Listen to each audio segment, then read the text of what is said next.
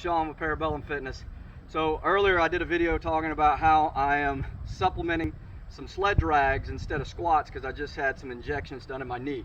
But right now I want to talk about how sled dragging can benefit a football player. We all think about sled pushing, you know, football players hitting the 8-man sled or the single-man sled or double sled and pushing it. But how does dragging a sled benefit a football player? It benefits all athletes, because if you're doing it correctly, what you're doing is you're building the posterior side of the lower extremities, posterior being the back side, okay? So when you're dragging a sled, you want to step heel to toe like this, okay?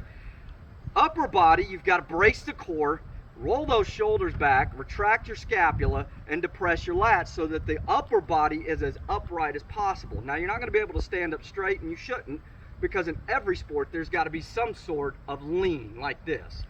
Okay, so I'm going to start out by dragging this sled, and I'm going to step heel to toe, rolling my feet.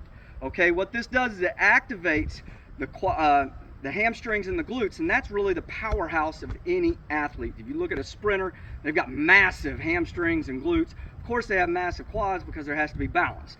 So we're going to drag, and if you'll notice, my toes are up and then I'm rolling with it, okay?